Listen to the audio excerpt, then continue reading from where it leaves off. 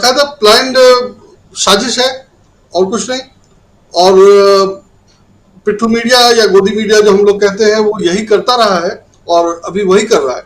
मतलब मैं इसको ऐसे देखता हूं कि कर्नाटक की जीत इन लोगों को पच नहीं रही है और ये समझ में आ गया है कि इसका क्या मतलब है। और जैसा मैंने कहा था कि अब भाजपा का उतार शुरू होगा और वो सब क्लियर है और ये सब लोग समझ रहे हैं, तो उसको बचाने की कोशिश है। और ये लग रहा है कि कांग्रेस कहा कि मुझे तो लगता है कि ये नेगेटिव वोट है, कांग्रेस ने तो अभी कुछ काम किया ही नहीं है चुनाव लड़ने वाला, और चुनाव लड़ने के लिए या वोट मांगना तो अभी शुरू ही नहीं किया। तो मुझे लगता है कि जब नेगेटिव वोट में ये हाल है तो मीडिया को ये सतर्क होना और ये संभालना बहुत जरूरी है, नहीं तो बिल्कुल बीजेपी के हाथ से पावर निकल जाएगा। और बीजेपी की सरकार ने जिस ढंग से काम किया है 10 साल 9 साल, मतलब वो उससे लगता नहीं है कि उनको इन सब की तैयारी थी या इसकी उम्मीद थी या डर था। वो यही समझ रहे थे कि मीडिया संभाल लेगा या मीडिया जो बताएगा लोग उसी से चलेंगे अब या उसी के आधार पर काम होता रहेगा। तो चूंकि वो हुआ नहीं, इसलिए मीडिया का घबराना भी बहुत वाजिब है और इसीलिए उसका व्यवहार जो है इतना बदला हुआ या अटपटा है। मतलब कई खबरें हैं जो जिसको छोड़ दिया गया बिल्कुल भी, और उसकी जगह ये रोज खबर, ये बहुत सामान्य बात है। मतलब पुराना तरीका है कि विधायक अपना नेता चुनता है, वो मुख्यमंत्री बनता है। तो स्कूल में पढ़ा था हम लोगों ने तो, और यही बेस्ट तरीका है। अगर कांग्रेस ये कर रही है और बीजेपी नहीं करती थी, ये तो बच्चा बच्चा देख रहा है, बच्चा बच्चा समझ रहा है। तो बीजेपी ने जो नहीं किया वो गलत किया और कांग्रेस जो कर रही है वो अच्छा है, ये तो सब लोग जानते हैं।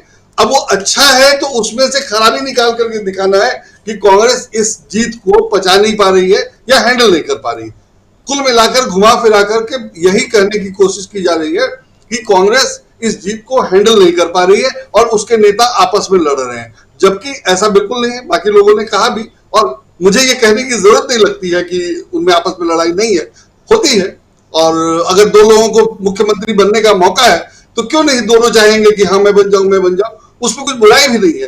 लेकिन पार्टी आला कमान उसको कैसे हैंडल करता है और जिसको चुना जाता है उसको कैसे चुना जाता है और जिसको नहीं चुना जाता है उसको क्या बताया जाता है, क्या कहा जाता है या कैसे कन्विंस किया जाता है, ये सब मायने रखता है, जो एक डेमोक्रेटिक सिस्टम में बहुत जरूरी है। बीजेपी में जो होता है या बीजेपी में जो होता रहा था कि हाँ, जैसा भी बताया कि कौन बनेगा ये पता ही नहीं है, मोदी जी जिसका नाम बोल देंगे वो बनेगा। वो एक सिस्टम हो सकता है, जिसको पसंद हो, मैं उसकी बात नहीं कर रहा।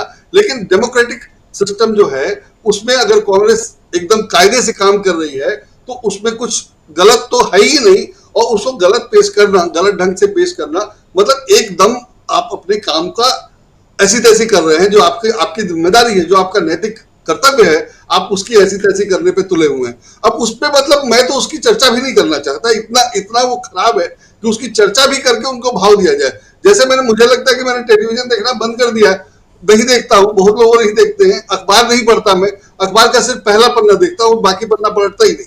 तो ये सब इसी लायक रह गए हैं कि इनको देखा ही नहीं जाए, इनकी चर्चा ही नहीं की जाए, और ये कुल मिलाकर के कांग्रेस को डैमेज करने या किसी भी तरह से बीजेपी को प्रोटेक्ट करने के लिए काम करते हैं, और अभी भी यही करते नजर आ रहे हैं। और वो इसलिए इनको जरूरी लग रहा है कि अगर कांग्रेस को बदनाम नहीं करें तो कांग्रेस शायद सत्ता में आ जाएगी, और आती हुई नजर आ रही है।